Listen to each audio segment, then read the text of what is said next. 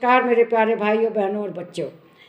आप तो जानते हैं कि इस समय गीता का बहुत ही गहराई से अध्ययन चल रहा है और श्रीमद् भगवत गीता का अध्ययन करने के क्रम में श्रीमद् भगवत गीता के अध्याय 11 के श्लोक 6 श्लोक पर आ गए हैं।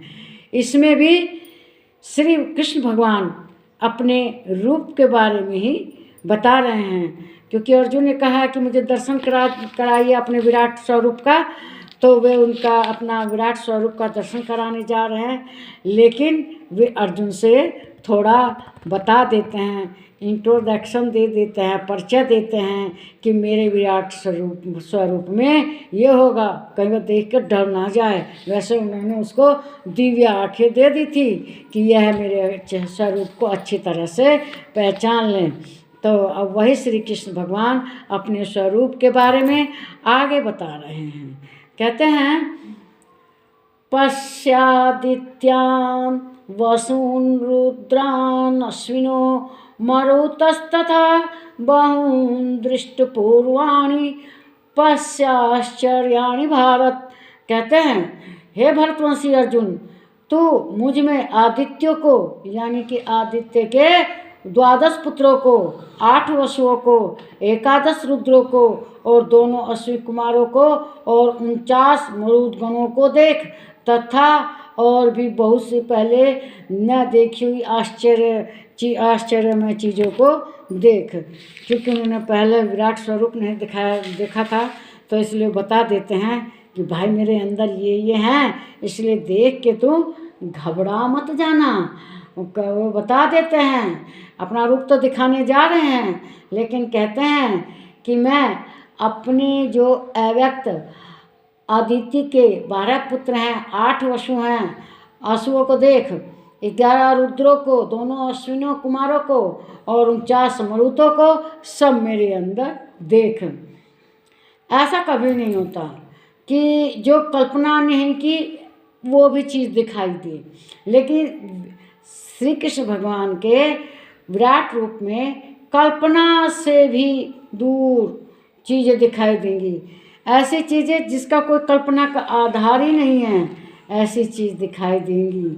और कहते हैं, मुझे देखो, जिसकी भी पूजा, मतलब श्री कृष्ण भगवान कहते हैं कि हम लोग जिसकी भी पूजा करते हैं सबको वे ही ग्रहण करते हैं। किसी भी देवी देवता को किसी रूप में आप पूजिए, सब पूजा कृष्ण भगवान को ही समर्पित हो जाती है। और हर कोई, हर इकाई जो भी हो रहा है वह इस प्रकृति में अपना योगदान दे रहे हैं, दिव्य योगदान दे रहे हैं। ये नहीं कि कोई विशेष राजा ही योगदान दे रहा है, एक चींटी भी अपना प्रकृति में योगदान करती है। सब अपने आप में दिव्य हैं, चींटी हो चाहे राजा, सब दिव्य हैं। तो कुछ नास्तिक लोग कहते हैं कि ईश्वर अगर है, भगवान है, तो उसके चमत्कार कुछ दिखाई नहीं देते, कुछ भी विशेषता नहीं दिखाई देती। लेकिन जो सृष्टि के कार्य होते हैं वही चमत्कार है, वही विशेषता है। एक बच्चा नन्हा सा पैदा होता है, जवान होता है, किशोर होता है, बूढ़ा होता है। इस तरह से एक पेड़ है, धरती के नीचे अंकुर फूटता है, बड़ा बरगद का विशाल पेड़ हो जाता है। तो ये भगवान का चमत्कार ही तो है, हम करके दिखा सकते हैं। भगवान की लीला सही हो, से पहले धरती में गड़ना होगा, बीज को धरती में गड़ेगा, उसमें पानी वगैरह दिलाएगा, तब वह विराट वृक्ष तैयार होगा। यह भी एक चमत्कार ही है।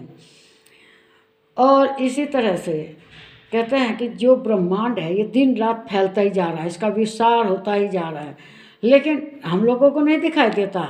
हम तो जहाँ हैं वहीं अपने को देखते हैं, अपने गांव में पैदा हुए, जन्म में बड़े हो रहे हैं। हमको तो खाली, अगर पृथ्वी चलती तो हमारा गांव उठ करके उन्हें लंदन चला जाता। आदमी ये सोचते हैं, उन्हें ये नहीं पता कि पृथ्वी पर जो है अपने स्थान पर है, लेकिन पृथ्वी चल रही है।